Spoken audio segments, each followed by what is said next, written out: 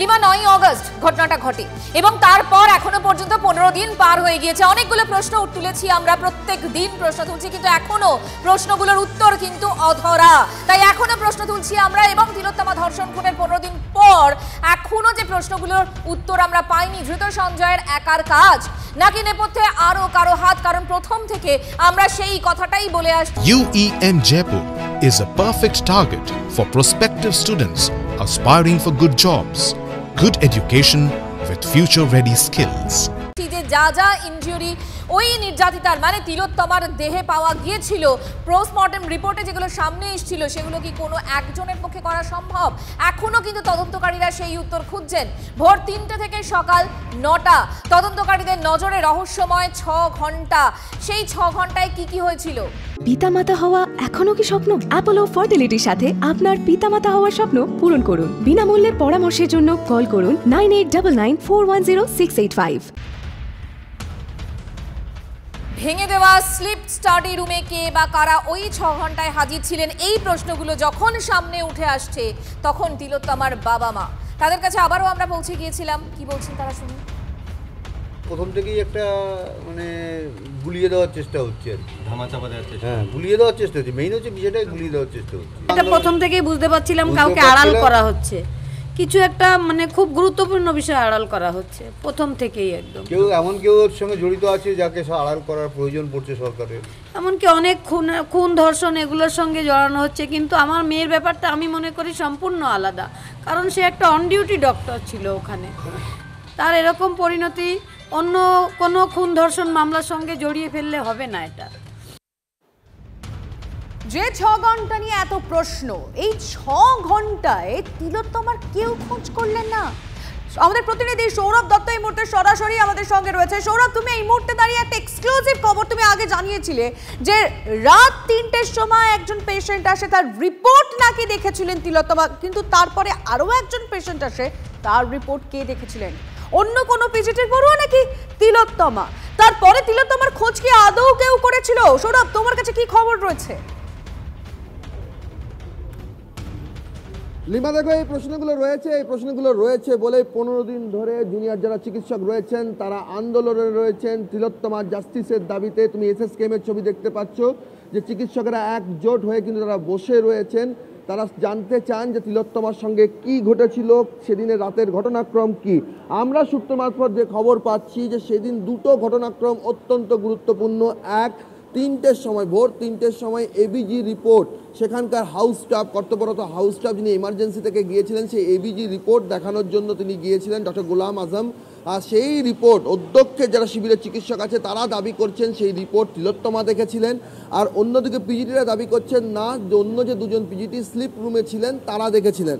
পরবর্তী ক্ষেত্রে আরেক একটি ঘটনাক্রম যেটা 4টের পর যেটা ঘটেছিল যে একজন পেশেন্ট খারাপ হয়েছিল, অন কল এসছিল এবং সেই অন কলে সেই পেশেন্টকে কে দেখলো, যেটা সূত্র মারফত আমরা জানতে পারছি যে সেখানে যে দুজন পিজিটি ছিলেন, প্রথম বর্ষের পিজিটি, তাদের মধ্যে কেউ একজন দেখেছিলেন। তাহলে স্লিপ রুমের উল্টো দিকেই হচ্ছে সেমিনার রুম, সেখানে তিলোত্তমার অবস্থান কি তারা কেউ লক্ষ্য করলেন না? এই প্রশ্নগুলো যে উঠছে, এটা কি সত্যিই সেরকম কিছু ঘটেছিল? ডক্টর সুমিত রায় তপাদার, কে ডক্টর সুমিত রায় তপাদার? সুপ্রিম কোর্ট সহ পুলিশের নথিতে যে কথা বলা আছে যে জিডি এন্ট্রি করতে বা এফআইআর করার ক্ষেত্রে যে কার কাছ থেকে খবরটা পাওয়া গেছে, যে এমএসবিপি ডক্টর সুমিত রায় তপাদারের কাছ থেকে খবরটা পেয়েছেন।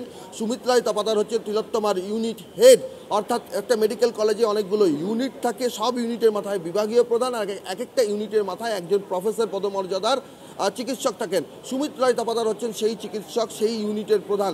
তিনি আমাদেরকে জানিয়েছেন যে এই সমস্ত বিষয়গুলো নিয়ে যে প্রশ্নগুলো, যে খবর আমরা পেয়েছি সে সমস্ত বিষয় নিয়ে সিবিআই তদন্ত করছে। কিন্তু এখানে যারা চিকিৎসকরা বলছেন, তারা বলছে পোস্টমর্টমে তারা যা রিপোর্টটা সামনাসামনি দেখেছেন তাতে একটা বিষয় তারা স্পষ্ট, যে এটা একাধিক ব্যক্তির জড়িত থাকার সম্ভাবনা রয়েছে।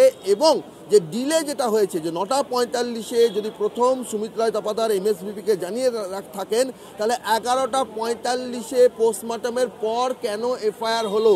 এই দীর্ঘ সময়টা কি কারণে লাগলো? 6টা 10 থেকে 7টা 10, 1 ঘন্টা পোস্টমর্টম করতে সময় লেগেছে। তাহলে সকাল 9টা 45 থেকে রাত 11টা 45 পর্যন্ত কেন আরজিকর কর্তৃপক্ষ বিষয়টাকে এত লঙ্গারিং করলেন? আর যে প্রশ্নগুলো আপনাদের মধ্যে রয়েছে সেই প্রশ্নগুলোর মধ্যে এগুলো তো অন্যতম প্রশ্ন, যে প্রশ্নগুলোর কথা আমি বলছি। 100 বার আমাদের যে যেভাবে ওই ঘটনাটা হয়েছিল সেই ঘটনার সাথে অনেক জায়গায় কোনো সংযোগ পাওয়া যাচ্ছে না। যেন আমাদের কাছে প্রথম থেকেই আমরা এই প্রশ্নটা করে এসেছি যে যে ঘটনাটা হয়েছে সেটা কি আদৌ একজনের পক্ষে করা সম্ভব, না এর সাথে অনেক লোক ছিল। কারণ একজন যদি পুলিশটা যেটা বলছে যে সিবিআই যে এটা this is not a case of gang rape, কিন্তু সেটা হলেও তার সাথেও আরও অনেকজন অ্যাসোসিয়েটেড থাকতে পারে, তাছাড়াও সাইট অফ ক্রাইমে অনেক লোক থাকতে পারে, হয়তো করেছে এটা একজনের সহযোগিতায় কোনোদিনও হওয়া সম্ভব নয় বলেই মনে হয়। পোস্টমর্টম রিপোর্ট দেখে আপনারা তো চিকিৎসক, আপনাদের কি মনে হয়? পোস্টমর্টমটা রিপোর্ট দেখে ফরেন্সিক বিশেষজ্ঞ যারা বলছেন তাদের যথেষ্ট সন্দেহ আছে কতক্ষণ ধরে পোস্টমর্টম করা হলো এবং সূর্যাস্তের পরে পোস্টমর্টম করা হলো, কারণ এই বিভিন্ন রকম প্রশ্ন উঠছে। এবং সর্বোপরি সৌরভ দেখো, এই যে 6 ঘন্টার একটা অসঙ্গতি, মিলছে না জায়গাগুলো, তারপরে এই যে ওই ইউনিটে তিলোত্তমা ছাড়া আর যারা ছিল, সুদীপ্ত রায় এই নামটা সামনে আসছে, এইগুলোকে যদি একটার পর একটা মেলাই তাহলে তো বোধহয় আমরা যে প্রশ্নগুলোর উত্তর খুঁজছি সেই উত্তরগুলোর কাছে পৌঁছানো যায়। সিবিআই তো বেশ কয়েকটা দিন ধরে টানা জেরা করছে, সন্দীপ ঘোষকে আমরা দেখতে পাচ্ছি। আর কতটা সময় লাগতে পারে বলে এরা অন্তত মনে করছেন? এদের কাছে কি মনে হচ্ছে সত্যি বিষয়টা অত্যন্ত জটিল, যার ফলে এতটা সময় লাগছে? যে এত দীর্ঘ সময় লাগছে, সে দীর্ঘ সময় লাগার কোনো যৌক্তিকতা খুঁজে পাচ্ছে না। দেখুন, সিবিআই কীভাবে কাজ করে বা কীভাবে ইনভেস্টিগেশন হয় সেই নিয়ে আমাদের এক্সটেন্সিভলি কোনো আইডিয়া তো সেরকম নেই, কিন্তু এইটুকু বোঝা সত্ত্বেও যে জিনিসটা কোনো ট্যাম্পারিং হয়েছে, এভিডেন্স ট্যাম্পারিং হয়েছে, সেটা বোঝার জন্য মনে হয় না যে খুব একটা বড় রকেট সায়েন্স আছে যে এই জিনিসটা। সেটাই বলছেন এভিডেন্স ট্যাম্পারিং হয়েছে, কেন সুপ্রিম কোর্টের তো অবজারভেশনে আছে, ওনারা বলেছেন যে there has been evidence tampering of evidence, plus যেখানে আমাদের সাইটটা হয়েছে তার পাশেই তার পরের দিন থেকে কাজকর্ম শুরু হয়েছে, এটার তো কোনো যৌক্তিকতা নেই বলেই তো মনে হয় আমাদের। মঞ্জুরা, বুঝতেই পারছো যে কি কারণে তারা জাস্টিসের দাবিতে সুপ্রিম কোর্ট যে আর্জি জানিয়েছে যে তারা যাতে কাজে ফেরেন, তারপরেও তারা কেন নিশ্চিত হতে পারছেন না, আশ্বস্ত হতে পারছেন না, কি কারণে তারা এখানে আন্দোলন চালিয়ে যাচ্ছেন? আপনাদের আশ্বস্ত না হওয়ার কারণটা কি? না হওয়ার কারণটা কি যদি বলেন? সৌরভ বুঝতে পারছি এদিকে আমাদের নজর থাকবে, কারণ আন্দোলন যেরকম চলছে তাদের একই সঙ্গে তারা পরবর্তী কি পদক্ষেপ নেন সেদিকে আমাদের নজর রয়েছে। তবে এই যে অসঙ্গতিগুলো রয়েছে এবং এই যে এখনো দীর্ঘদিন ধরে তদন্ত চলছে সব বিষয় নিয়ে, চিকিৎসক সংগঠনের নেতা সজল বিশ্বাস কি বলছেন সেই বক্তব্য আপনাদের শোনাবো। ব্যাক টু ব্যাক রাজনৈতিক প্রতিক্রিয়াও আমরা পেয়েছি, বিকাশ রঞ্জন ভট্টাচার্য এবং জগন্নাথ চট্টোপাধ্যায়, তারাই বা কি বলছেন শুরু। এটাই হচ্ছে পুলিশের প্রকৃত চরিত্র, যেখানে খুন ধর্ষণ না জেনে নানা রকম অত্যাচার চলে সেখানে পুলিশ সেখানে কোনো ভূমিকা নেয় না। আর কি করে তথ্য প্রমাণ লোপাট করার ক্ষেত্রে পুলিশের সক্রিয় ভূমিকা, এগুলো আমরা দেখতে পেয়েছি। সিভিক ভলেন্টিয়ার তো সিভিক ভলেন্টিয়ার নয়, সিভিক ভলেন্টিয়ার তো তৃণমূলের আশ্রিত একজন বড় নেতা, তার সঙ্গে পুলিশের বড় কর্তাদের ওঠা বসা, তার সঙ্গে হাসপাতাল কর্তৃপক্ষের ওঠা বসা, এবং তো আরও অনেক ঘটনা বেরিয়ে আসছে। চিকিৎসক বন্ধুরা আমাকে ফোন করে বলছেন যে ধরনের আঘাত মেয়েটি পেয়েছে এটি কোনো একজন মানুষের পক্ষে করা সম্ভব না। যদি আমরা চিকিৎসা বিজ্ঞানকে বিশ্বাস করি তাহলে তো আমাকে বুঝতে পেরে পেছনে আরও অনেক তারা কারা। 9 তারিখ রাতে ঘটনাক্রমে চাঞ্চল্যকর তথ্য রয়েছে। সেদিন রাত 2টোর পর থেকে, যদি স্পেসিফিক বলা যায় 3টের পর থেকে ঠিক কি ঘটেছিল। ঘটনার দিন রাতে ডিউটিতে ছিলেন তিলোত্তমা, অন ডিউটি চিকিৎসক। সেদিন রাতে তার কি কোনো কারণে ডাক পড়েছিল? এই প্রশ্নের উত্তরেও তদন্তকারীদের প্রশ্নের মুখোমুখি হওয়া একাধিক ব্যক্তির বক্তব্য অনুযায়ীও বিস্ফোরক কিছু তথ্য উঠে আসছে। ভোর 3টে নাগাদ এমার্জেন্সিতে সংকটজনক অবস্থায় ছিলেন এক রোগী। অধ্যক্ষ শিবিরের জুনিয়র চিকিৎসকদের দাবি সেই রিপোর্ট তিলোত্তমা দেখেছিলেন, যদিও চেস্ট মেডিসিনের পিজিটিদের একাংশ সেই দাবি মানতে নারাজ। তাদের বক্তব্য, ভোর 4টের পর এক রোগীর শারীরিক অবস্থার অবনতি হয়। স্লিপ রুমে ছিলেন 2 প্রথম বর্ষের পিজিটি। স্লিপ রুমের উল্টো দিকেই সেমিনার রুম, আর সেখানেই ছিলেন তিলোত্তমা। তার খোঁজ কেউ করেনি, কারো নজরে যায়নি সেমিনার রুমে।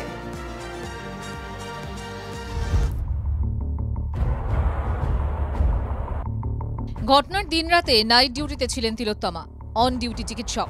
সেদিন রাতে তার কি কোনো কারণে ডাক পড়েছিল? এই প্রশ্নের উত্তরেও তদন্তকারীদের প্রশ্নের মুখোমুখি হওয়া একাধিক ব্যক্তির বক্তব্য অনুযায়ীও বিস্ফোরক কিছু তথ্য উঠে আসছে। হাসপাতাল থেকে জানা যাচ্ছে, ভোর 3টে নাগাদ এমার্জেন্সিতে সংকটজনক অবস্থায় ছিলেন এক রোগী। কর্তব্যরত হাউস স্টাফ গোলাম আজম রোগীর একটি রিপোর্ট নিয়ে 4 তলায় যান। অধ্যক্ষ শিবিরের জুনিয়র চিকিৎসকদের দাবি সেই রিপোর্ট তিলোত্তমা দেখেছিলেন। দুজন প্রথম বর্ষের পিজিটির খোঁজ পাননি গোলাম। যদিও চেস্ট মেডিসিনের পিজিটিদের একাংশ সেই দাবি মানতে নারাজ। তাদের বক্তব্য, সন্দীপ ঘনিষ্ঠ জুনিয়র চিকিৎসকদের দাবি ভোর 4টের পর এক রোগীর শারীরিক অবস্থার অবনতি হয়। সেই সময় চেস্ট মেডিসিন বিভাগে কর্তব্যরত পিজিটিদের ডাক পড়ে। জুনিয়র চিকিৎসকদের দাবি সেমিনার রুমে ছিলেন দ্বিতীয় বর্ষের পিজিটি তিলোত্তমা, স্লিপ রুমে অন্য 2 প্রথম বর্ষের পিজিটি, রেসিডেন্স রুমে ছিলেন কর্তব্যরত ইন্টার্ন, সিনিয়র পিজিটি বিশ্রাম নিচ্ছিলেন। তাই স্লিপ রুমে থাকা জুনিয়র পিজিটিদের মধ্যে একজন রোগীকে দেখে কার্ডিওলজি বিভাগে রেফার করেন। স্লিপ রুমের উল্টো দিকেই সেমিনার রুম।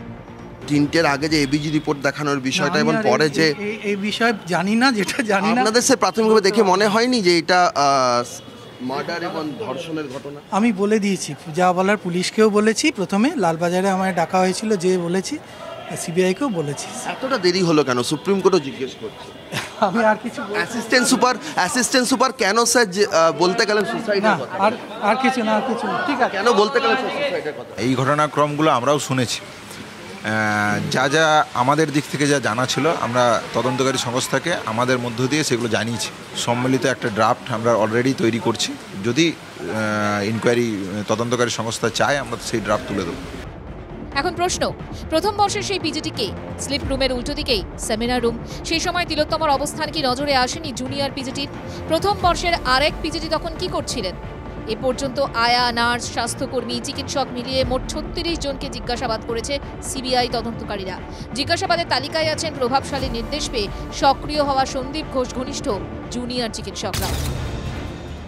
প্রশ্ন অনেক, নির্ভরযোগ্য সূত্র বলছে উত্তরও অনেক। সেই অনেক উত্তরের মধ্যে সঠিক উত্তর কোনটা, সেটাই খুঁজে দেখছেন তদন্তকারীরা। ক্যামেরায় কল্যাণ মণ্ডলের সঙ্গে সৌরভ দত্ত, টিভি9 বাংলা, কলকাতা।